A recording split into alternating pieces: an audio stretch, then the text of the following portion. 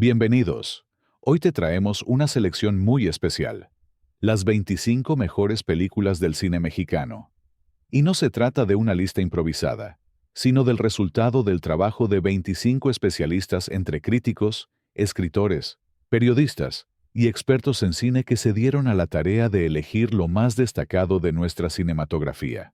Así que ponte cómodo y toma nota de aquellas que aún no has visto, porque sin duda vas a querer disfrutarlas. En el número 25, La Otra, de 1946, dirigida por Roberto Gabaldón, es considerada una de las joyas del cine negro mexicano y una muestra del talento de Dolores del Río. En ella, la actriz interpreta con gran maestría a dos hermanas gemelas de destinos opuestos. Una vive sumida en la pobreza, y la otra goza de una vida de lujos gracias a su matrimonio con un hombre adinerado. Movida por la envidia y el resentimiento, la hermana pobre elimina a la rica para tomar su lugar, desencadenando una historia de engaños y tragedia. Acompañada por Víctor Junco, Agustín Irusta y José Baviera. Como dato curioso, esta película inspiró a Hollywood para realizar en 1964 Dead Ringer, protagonizada por Bette Davis, lo que habla del impacto y calidad de la obra de Roberto Gabaldón.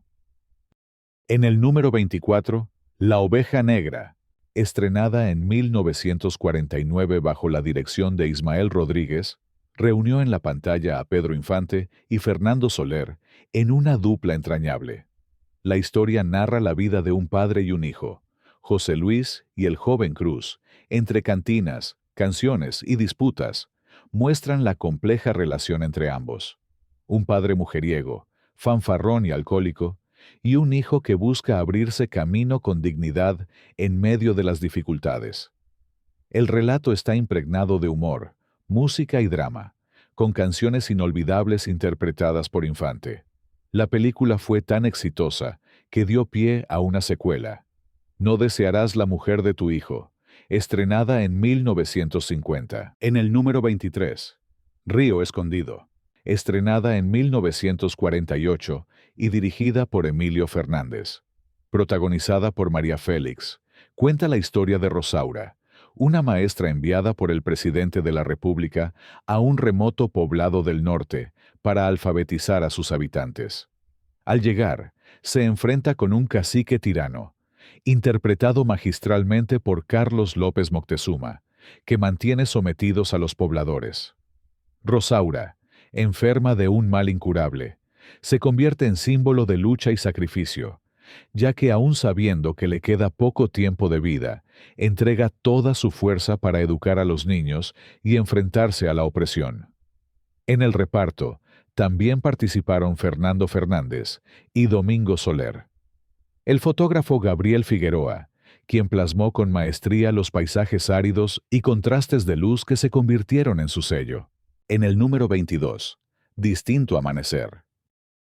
Estrenada en 1943 y dirigida por Julio Bracho, protagonizada por Andrea Palma y Pedro Armendáriz. El relato transcurre en la Ciudad de México durante una sola noche y gira en torno a Julieta, una mujer atrapada en un matrimonio infeliz con un político corrupto, que se reencuentra con Octavio, un antiguo amor convertido en militante opositor perseguido por las autoridades. Juntos, intentan recuperar unos documentos que podrían desenmascarar la corrupción del régimen. Es considerada una obra adelantada a su tiempo, tanto por su propuesta estética como por su valiente trasfondo político, lo que la mantiene como una de las joyas más influyentes de la época de oro. En el número 21, Tiburoneros, filmada en 1963. Dirigida por Luis Alcoriza, con Julio Aldama y Dacia González, sigue a Aurelio, un pescador de tiburones en la costa de Tabasco, que mantiene a su familia en la capital y vive un amor turbulento con Manela. Cuando intenta regresar a la Ciudad de México para enderezar su vida, descubre que no encaja y vuelve al mar, reafirmando su identidad entre la dureza del oficio y sus afectos. El reparto incluye, además, a Tito Junco, Amanda del Llano, Eric del Castillo e Irma Serrano.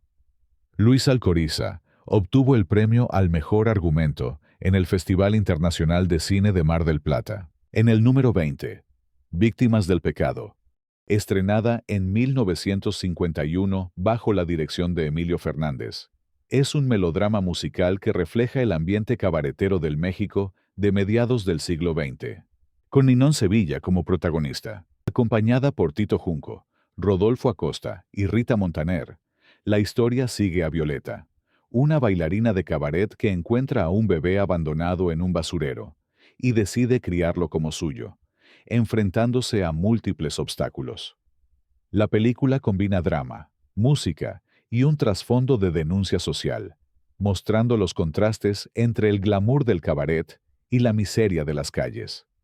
La película fue reconocida en el Festival de Karlovy Vary, en Checoslovaquia, lo que le dio proyección internacional. En el número 19, El esqueleto de la señora Morales, estrenada en 1960 bajo la dirección de Rogelio A. González, es una de las películas más peculiares y celebradas del cine mexicano, por su mezcla de humor negro, ironía y crítica social. Protagonizada por Arturo de Córdoba y Amparo Ribelles, narra la historia de Pablo Morales, un taxidermista de buen carácter casado con Gloria, una mujer profundamente religiosa y amargada, que lo atormenta con reproches constantes. Cansado de llevar esa vida, Pablo idea un plan maestro que da un giro inesperado a la historia. El guión fue escrito por el célebre escritor español Luis Alcoriza, quien logró impregnar a la cinta de un tono sarcástico e irreverente poco común en la época.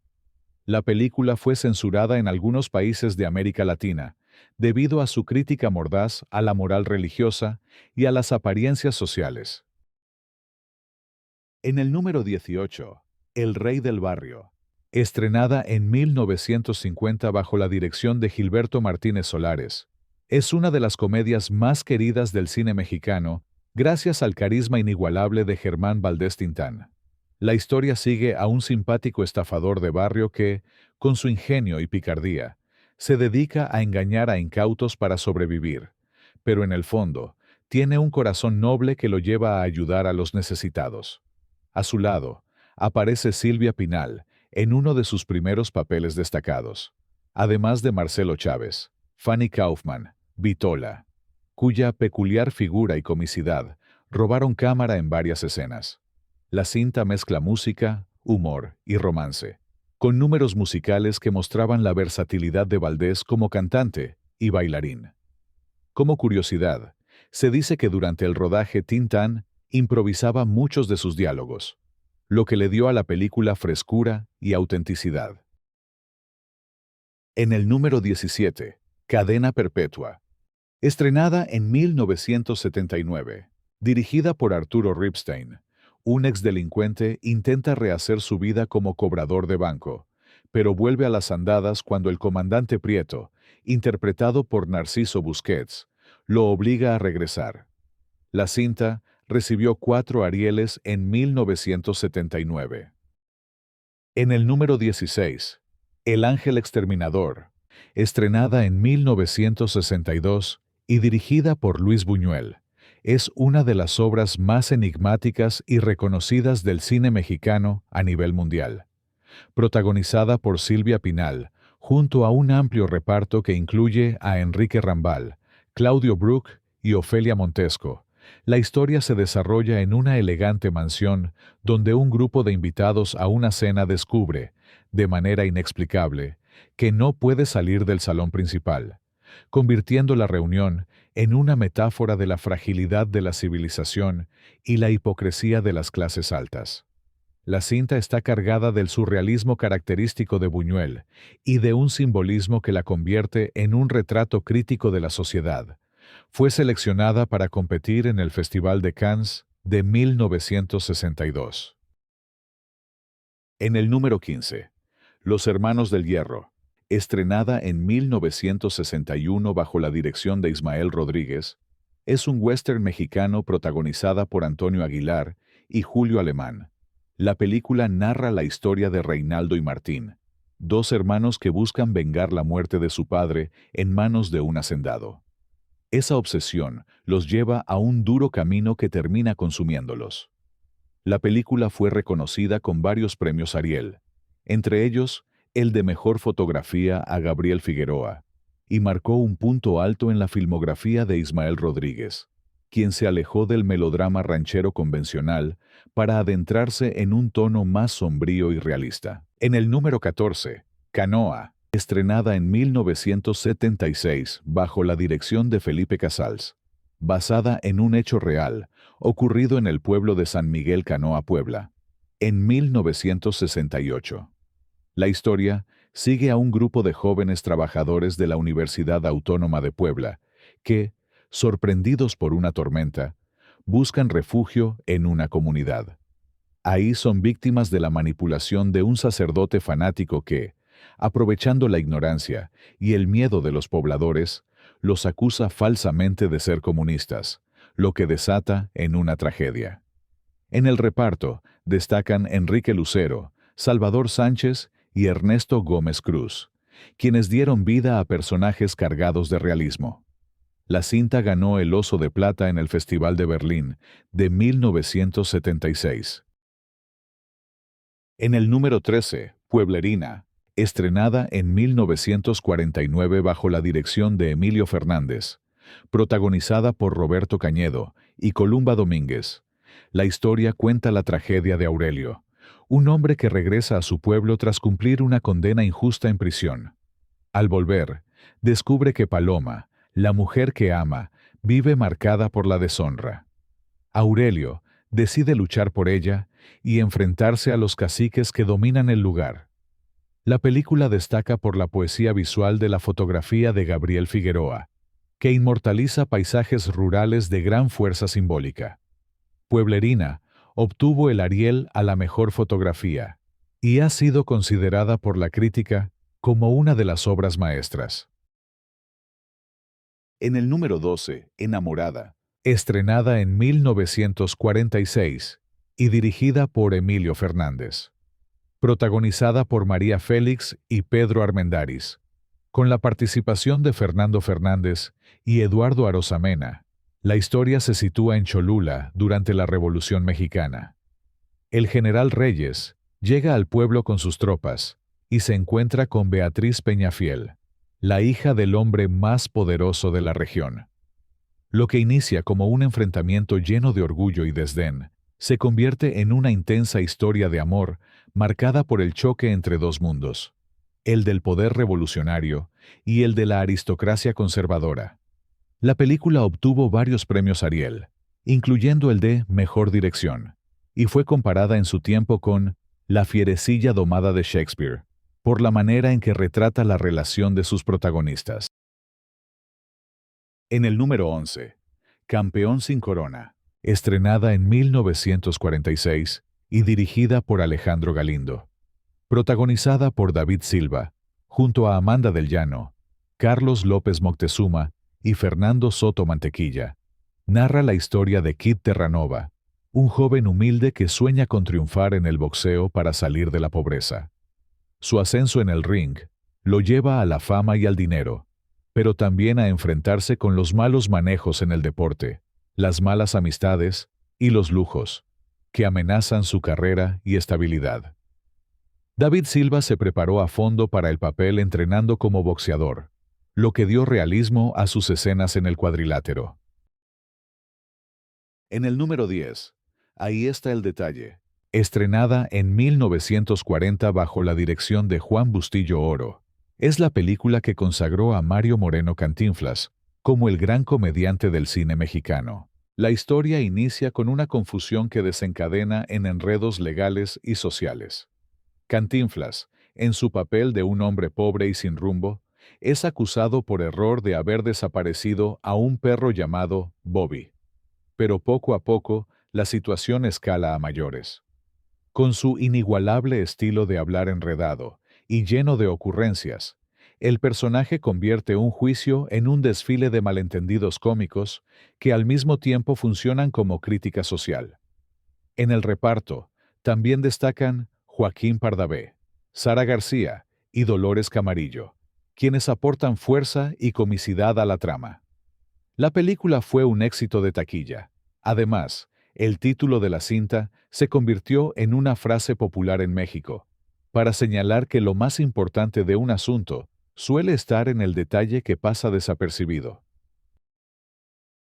En el número 9, El lugar sin límites. Estrenada en 1978 bajo la dirección de Arturo Ripstein, es una de las películas más audaces y controvertidas del cine mexicano.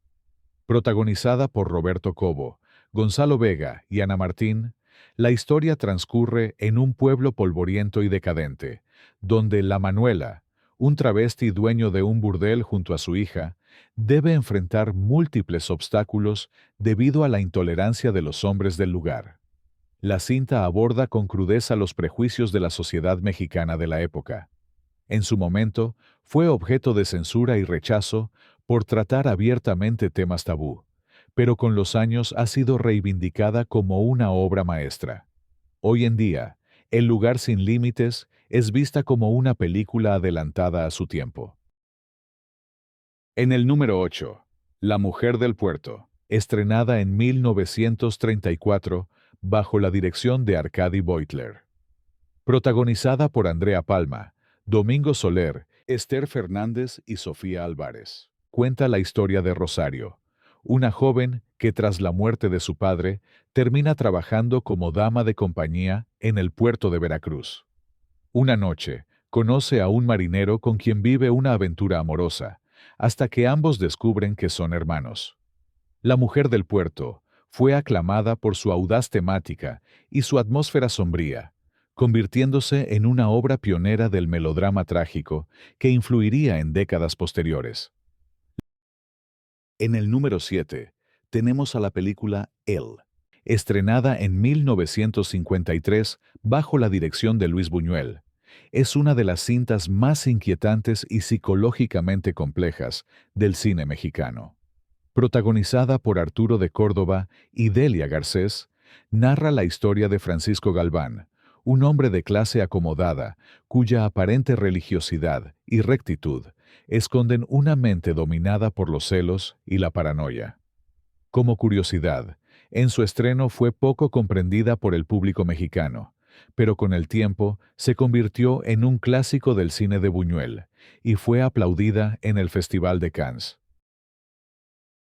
En el número 6, Nazarín, estrenada en 1959 bajo la dirección de Luis Buñuel. Protagonizada por Francisco Rabal, Marga López y Rita Macedo. La historia sigue a un sacerdote humilde que, en su intento por vivir los principios del Evangelio, se empeña en ayudar a toda la gente necesitada. El mundo no es como él cree, y todas sus buenas acciones se le revierten de una forma inesperada. La película fue filmada en escenarios naturales de Morelos y el Estado de México, lo que le da un aire de realismo casi documental. Nazarín obtuvo el Premio Internacional en el Festival de Cannes de 1959 y fue altamente elogiada por críticos europeos, consolidando a Buñuel como un maestro universal del cine. En el número 5, Una familia de tantas, estrenada en 1949 bajo la dirección de Alejandro Galindo. Protagonizada por Fernando Soler, David Silva, Marta Roth y Eugenia Galindo, retrata la vida de una familia de clase media en la Ciudad de México, dominada por un padre autoritario y rígido, cuya palabra es ley dentro del hogar. La llegada de un joven vendedor de aspiradoras, interpretado por David Silva, rompe la rutina y despierta en una de las hijas, encarnada por Marta Roth, la ilusión de un futuro distinto y libre. La película fue tan bien recibida que representó a México en el Festival de Cannes de 1950, donde obtuvo elogios por su autenticidad y por la actuación de Fernando Soler. En el número 4, Aventurera, estrenada en 1950, bajo la dirección de Alberto Gout. Es la película más célebre del llamado cine de rumberas. Protagonizada por Ninón Sevilla, junto a Andrea Palma, Rubén Rojo y Tito Junco, La historia sigue la vida de Elena, una joven inocente que, tras ser traicionada por su familia y la vida, cae en manos de una madrota que la convierte en bailarina de cabaret. Elena se transforma en la emblemática aventurera, símbolo de la caída y redención. La cinta combina números musicales espectaculares, coreografiados con gran energía por Ninón Sevilla, con una trama intensa de amores y traiciones, todo acompañado por boleros inolvidables, interpretados por Agustín Lara y Pedro Vargas. La película fue rodada en parte en el famoso Salón México.